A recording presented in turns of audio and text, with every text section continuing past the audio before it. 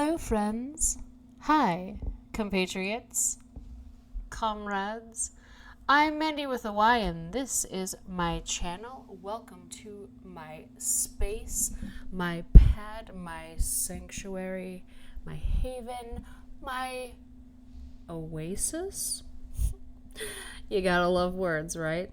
Learn to read with Hooked on Phonics, the musical reading program. Hooked on Phonics works for me. Call 1-800-ABCDEFG. Today is episode one. What is the number of the day?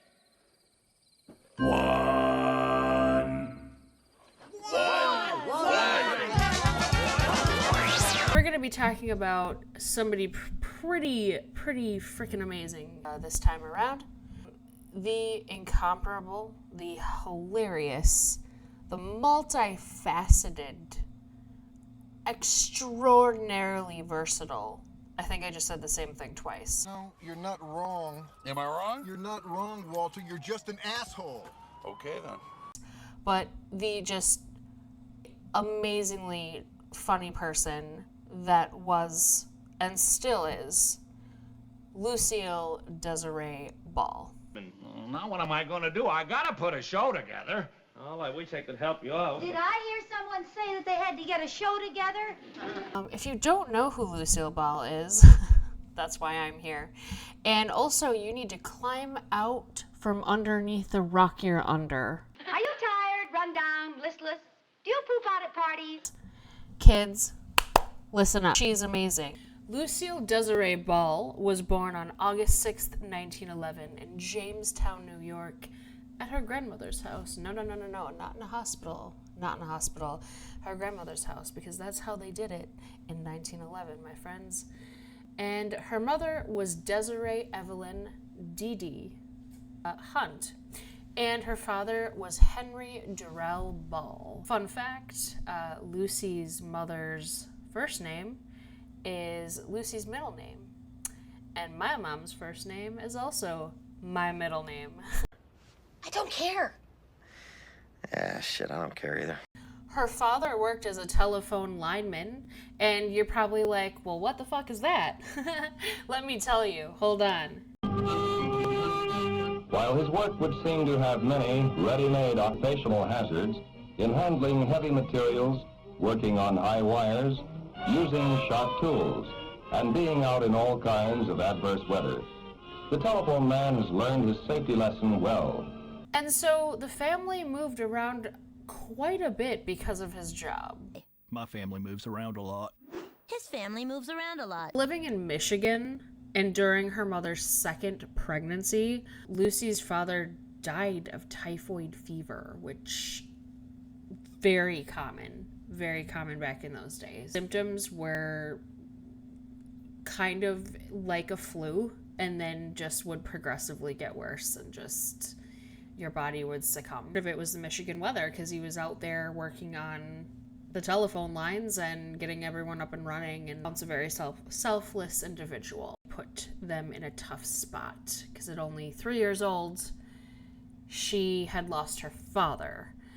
And then 4 months later, her mother gave birth to her second child, his brother, Freddie. Dee Dee, her mother, was married before she was 18. She had 2 kids before she was 22 and was widowed before she was 23. Needless to say, she's got through some shit. Poor Dee Dee. Shit was stressful. Things were not hunky-dory.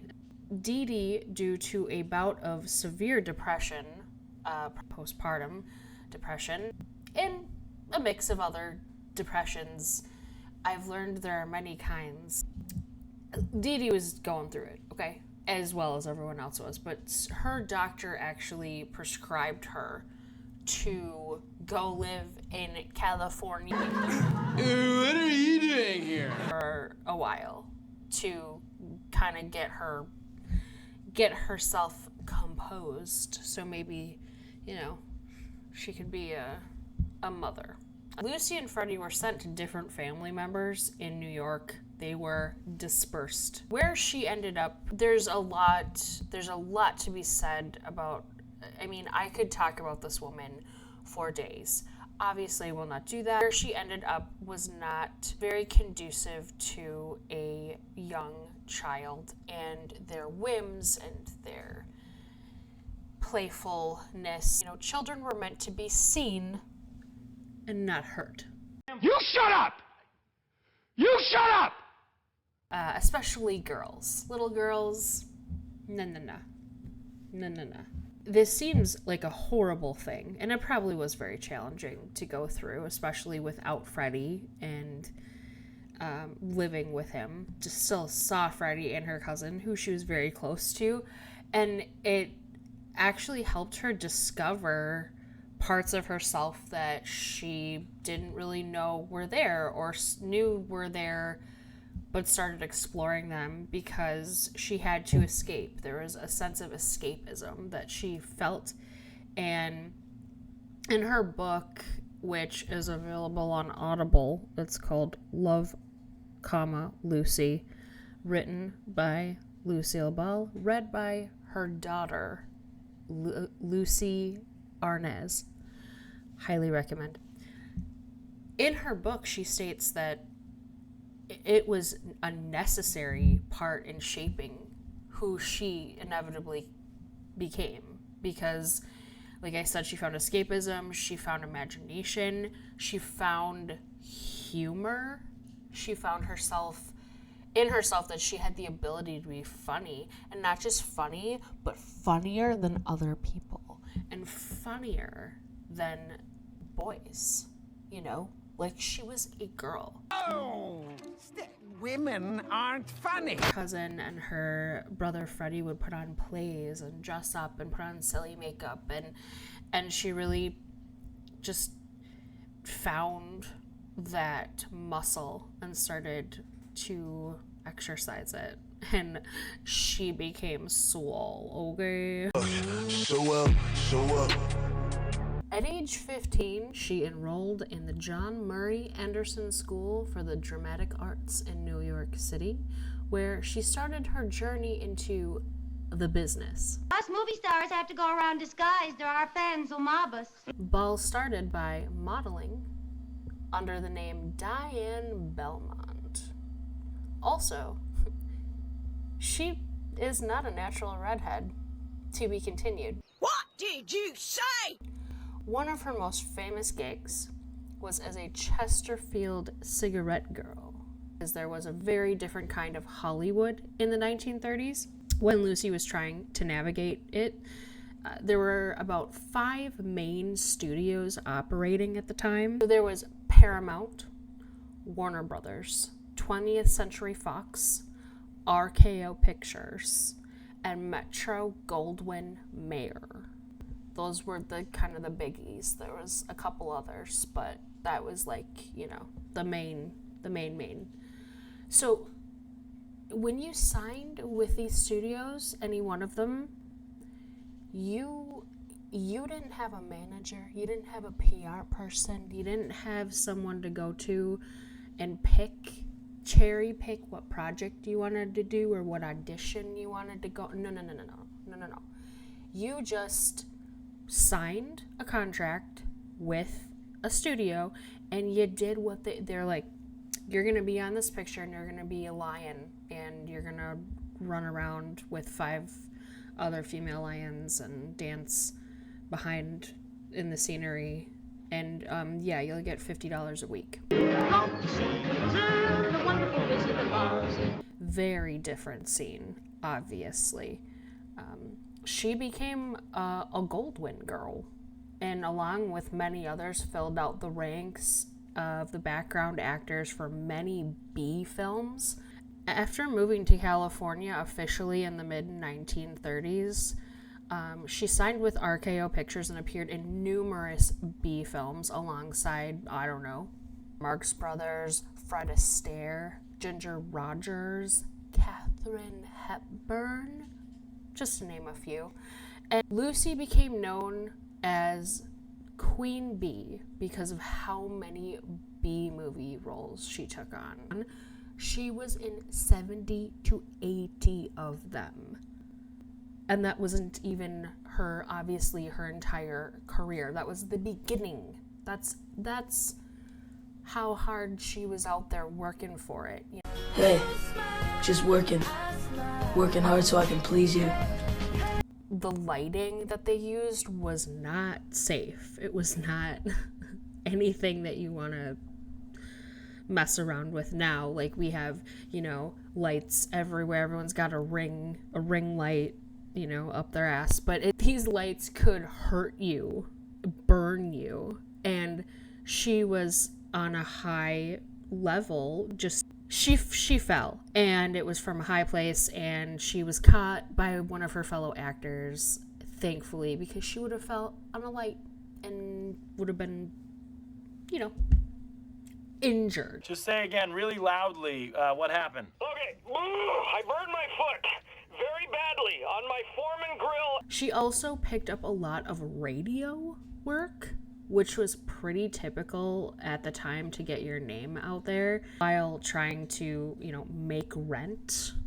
She was doing voiceovers and performing in comedic stories on well-known shows at the time. That helped her out a lot with her comic timing. That was very important. You'll see examples of it later on. Obviously, her flagship show, I Love Lucy.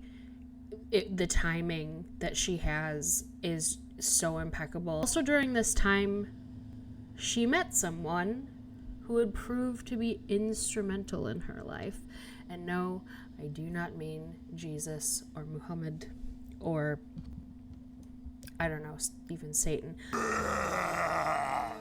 I mean a dastardly, dark, and handsome Latino band leader by the name of Desi Arnaz.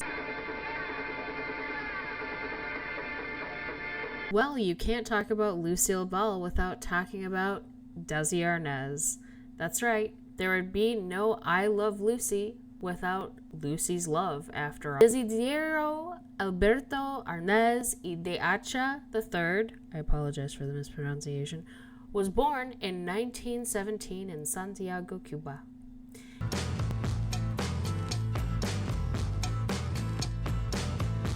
He was the son of a wealthy politician and doctor who also co-founded the Bacardi rum distillery. Ever heard of it? Crazy, man, I tell you, man. My fucking A, man. You could put that in your car and run an engine off it. Yeah, man. Yeah. Due to the political unrest in Cuba at the time involving a military coup that forced out the current leader of Cuba, along with everyone that supported him, Desi's father was jailed and the family home, along with all of their assets, was seized. They had nothing. The family fled to Florida in 1933.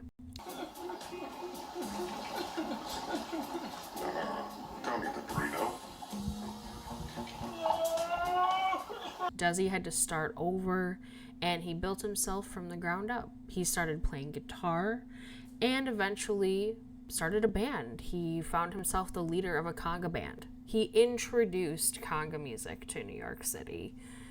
He constantly toured with his band, gaining him notoriety and making it possible for this saucy, determined Cuban man to end up in California, catching the eye of a very, very certain someone. Lucy and Desi were by chance introduced on the set of Too Many Girls.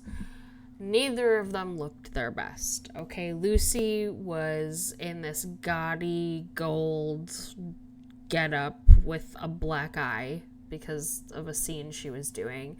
Desi was just had dirt on him from head to toe because he had just been in a fight scene. Needless to say, neither one of them were impressed with the other one when they first met. No! No! Oh, too soon. Although later on, when Desi saw Lucy cleaned up, He said, "Man, that is a hunk of a woman." Again, I apologize to everybody. To jail right away.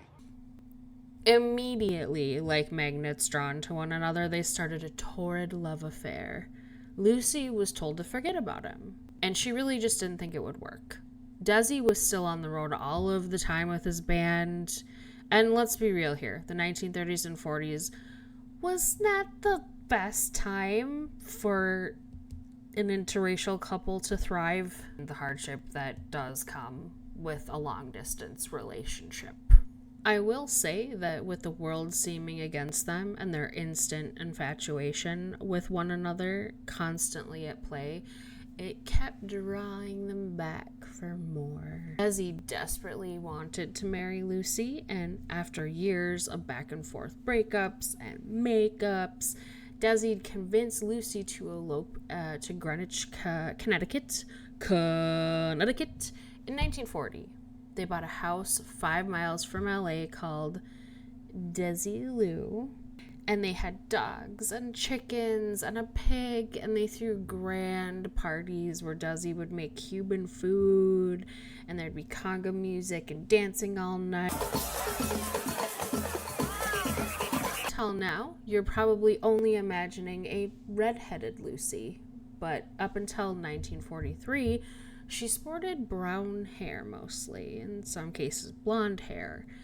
Now I know this will frickin' blow your mind, but Technicolor was beginning to become the norm for movies and television, the hot new thing. Lucy was told by the studio she needed a new look to really stand out in this new colorful world, and she was implored to dye her hair a fiery red, which she initially hated, for the record. But, it did eventually become her trademark, and she obviously kept it around for a reason. And, I must say that I prefer it. So, the road to the show, I Love Lucy, was not an easy one nor a fast one.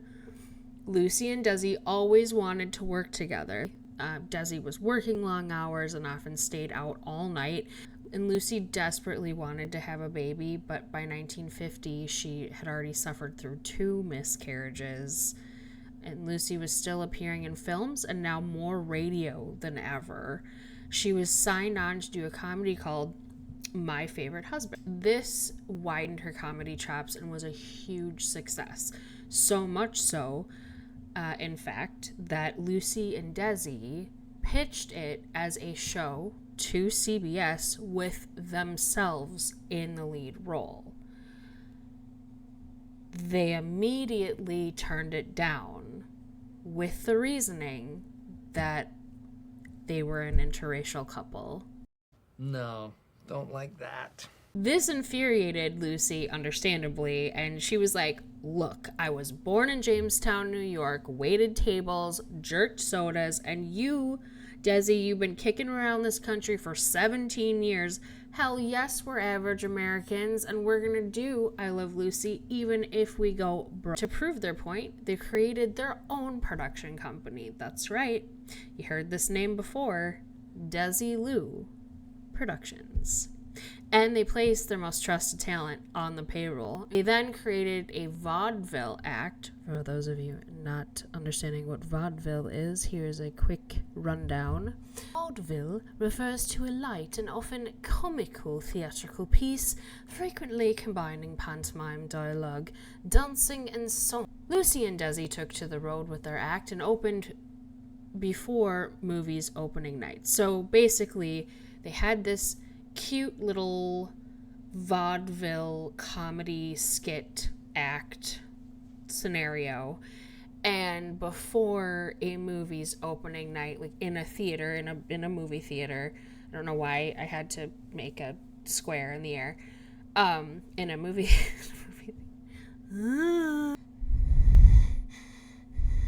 So basically what this vaudeville act consisted of was Lucy coming out with Desi's band playing, and she would be dressed kind of in a, like, what they would consider to be a tramp back then, like the Charlie Chaplin look with the baggy pants, and trying to look proper with kind of a ratty suit coat, and she would be, and she was a woman doing this too, and she would take out a cello and a plunger and start to play something on the cello and continuously interrupt Desi to hilarious consequences. And it was so popular, they gained a huge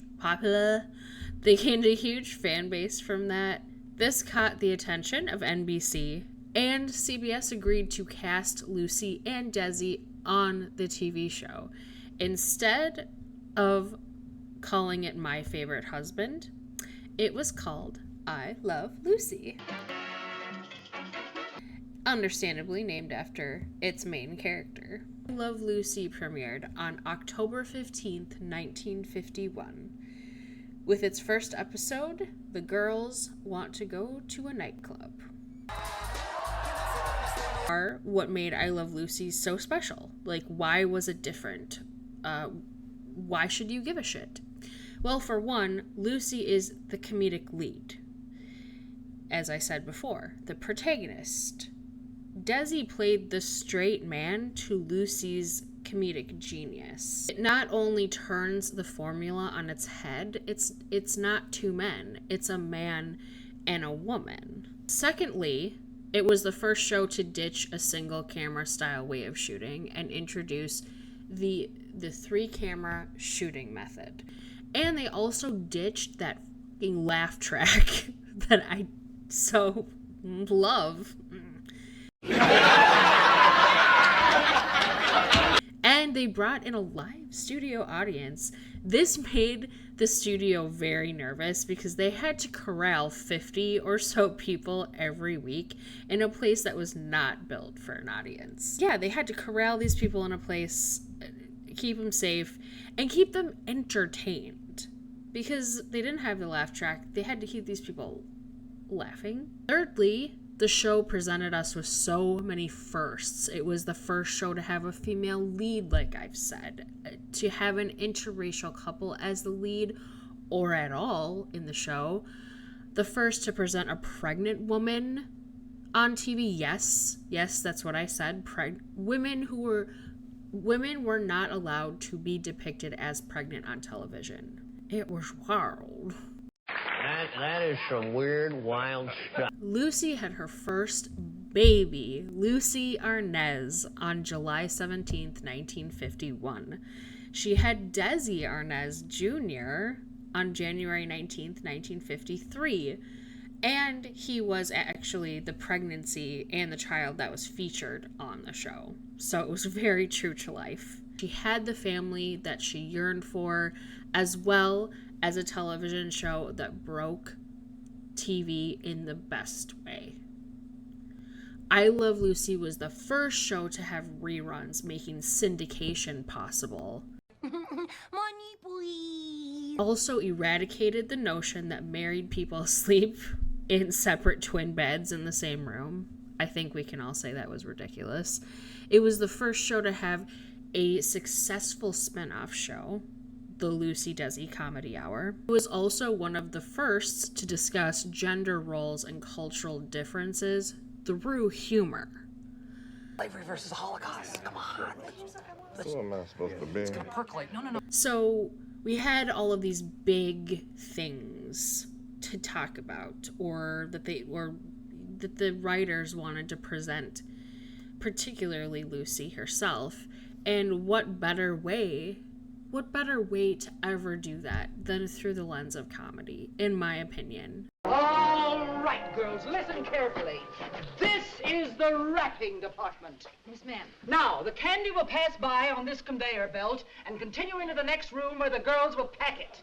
Let her roll! It's easier. Yeah, we can handle this, okay?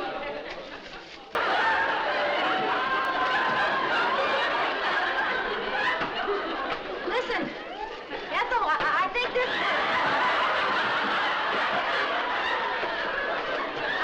fighting a losing game. Hello, friends.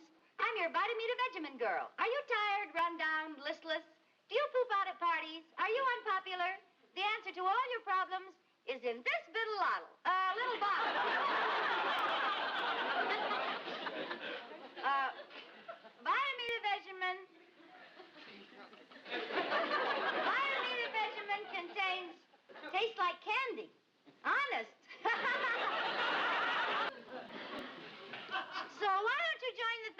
of happy, peppy people and get a great big bottle of Vita Vili